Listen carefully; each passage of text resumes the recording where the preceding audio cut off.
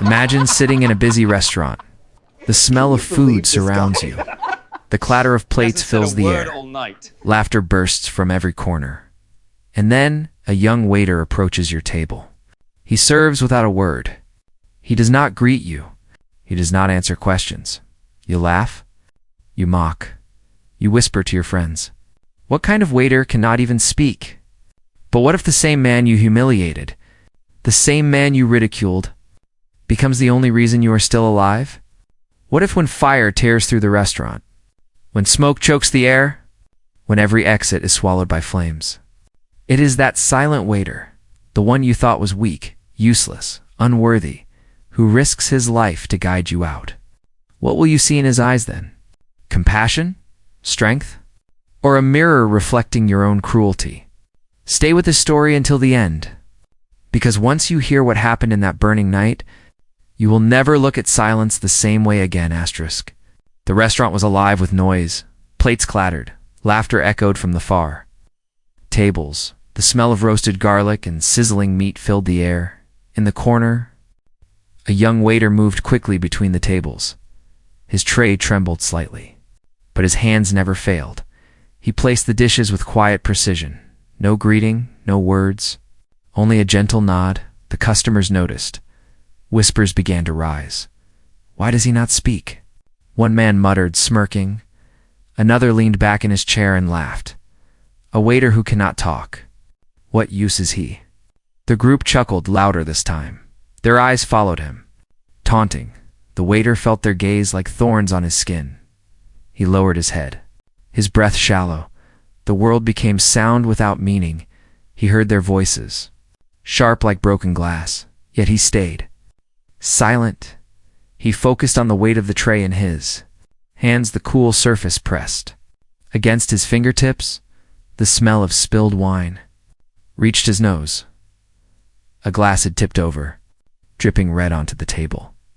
The customers laughed again, pointing at him. His throat tightened. Though no voice would rise, he bent to clean the mess, his face flushed with heat. Then, the lights flickered. A sudden shout erupted from near the door. The air shifted. A heavy crash shook the room. One of the mocking men turned his head, eyes wide. His laughter stopped in his throat. The waiter lifted his gaze slowly. Sensing the change, the sound that followed was unlike the chatter of a restaurant. It was deeper, raw, and filled with danger. The smell of smoke drifted in. Sharp and suffocating, the mocking men froze. Their chairs scraping the floor, their smirks vanished. Replaced by fear, the waiter felt his pulse quicken. But his steps remained steady. He knew what was happening, and he knew what he had to do next. Asterisk. The smoke thickened. People coughed, covering their mouths with napkins. The ceiling lights dimmed under the haze. Panic rippled through the room like a sudden storm. Chairs toppled as diners rushed toward the exit, but the doorway was blocked. Flames licked upward. Hungry and fast, the mocking men stumbled back, eyes wild. One of them shouted for help, his voice trembling. The waiter stood still, his breath sharp against the smoke.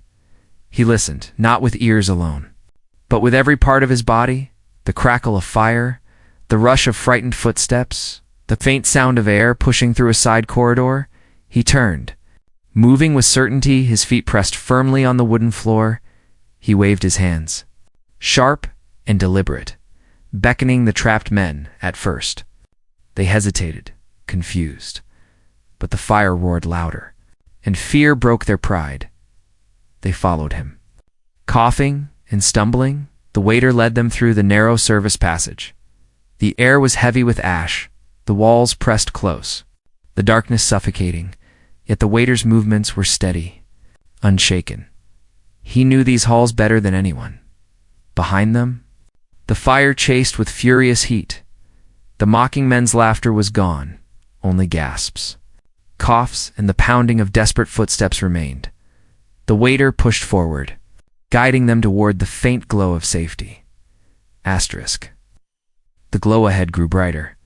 Cool air slipped through the cracks of a side door. The waiter quickened his pace. his arms guiding them onward. One man tripped, his hand scraping the wall, leaving a streak of blood. He groaned. Reaching for help, the waiter paused only for a breath, then pulled the man to his feet. The others pressed close, their eyes wide with terror. Behind them the fire screamed, devouring wood and glass. The corridor pulsed with heat, walls trembling with every crack. At last the door appeared, a dull metal frame, glowing faintly under the flicker of flames. The waiter shoved it open, and cold night air rushed in. It filled their lungs like water to the dying. The men stumbled into the alley. Collapsing against the damp brick wall, they gasped, their faces smeared with ash and sweat. For a moment, the world was silent except for the distant roar of the burning restaurant. The waiter stood in the doorway, his face lit by fire and shadow. His chest rose and fell with sharp breaths. The men stared at him, shaken, remembering their own cruel laughter. None of them spoke. The night carried only the sound of fire and their own guilt. Asterisk. One of the men tried to rise, but his knees trembled. His eyes locked on the waiter. Filled with shame, he opened his mouth as if to speak. Yet no words came. Another man wiped the ash from his face, his hands shaking. His laughter from earlier echoed in his memory. Now twisted and cruel, he lowered his head.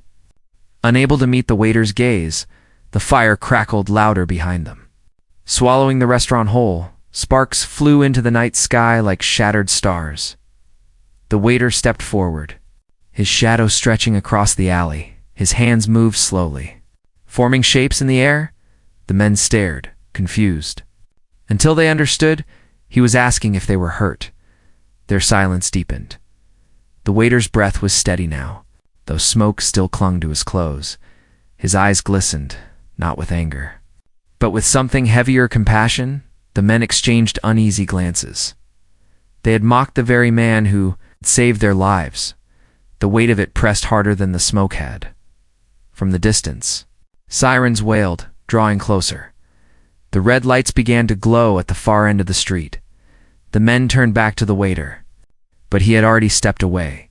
His figure faded into the shadows of the alley, leaving them to face both the fire and their shame. Asterisk. The sirens grew louder. Echoing between the narrow walls, flashes of red and blue painted the smoke in strange colors.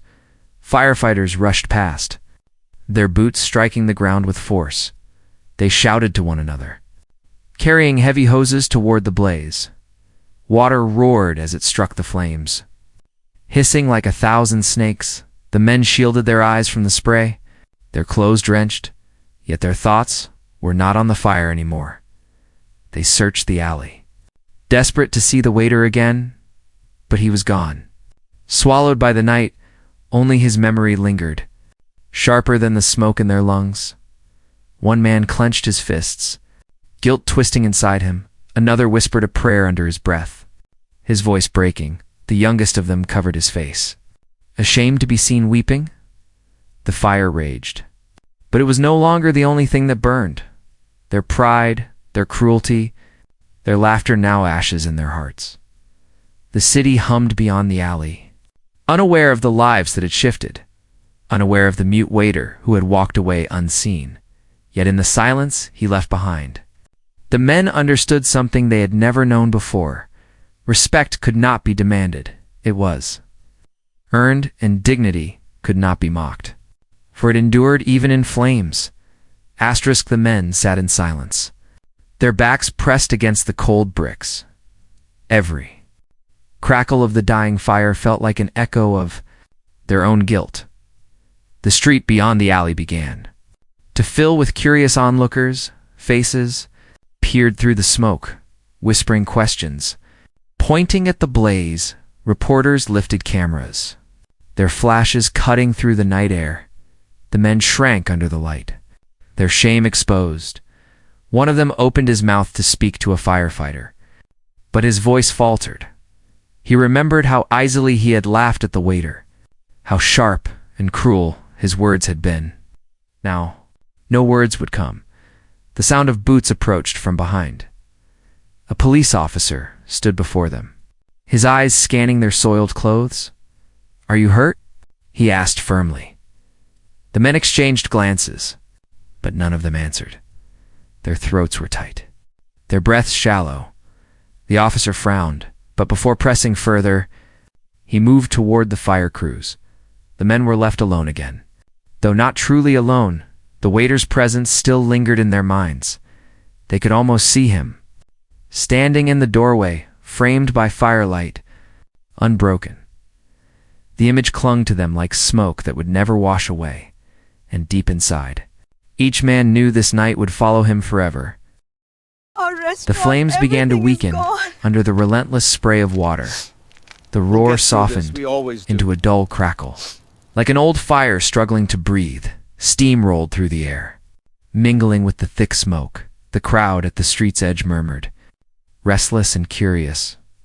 Whispers carried stories of the fire, each one bending the truth. But no one spoke of the mute waiter. No one knew his name. The men remained huddled in the alley, their suits stained, their pride shattered for the first time. They felt smaller than the world around them. The youngest lifted his head, his eyes searching the shadows. He thought he saw a movement, a flicker of cloth disappearing around the corner. His heart pounded. He wanted to call out, to beg the waiter to return, but his voice failed him, thick with regret. The others followed his gaze. Yet the alley was empty. The waiter had vanished completely.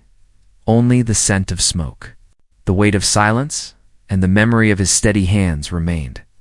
And in that silence, the men finally understood the cost of their cruelty. Some wounds are carried in silence, and some mercies are given without words. The night stretched on, heavy and unkind. Ash drifted from the sky, settling on the cobblestones like dark snow. The men shifted uneasily, their clothes damp, their skins still burning from heat. No one dared to speak first. Every word felt too small, too hollow compared to what they had seen. At last, the eldest among them cleared his throat. His voice cracked. Stripped of arrogance, we mocked him, he whispered, almost to himself. The others lowered their eyes, unable to deny it.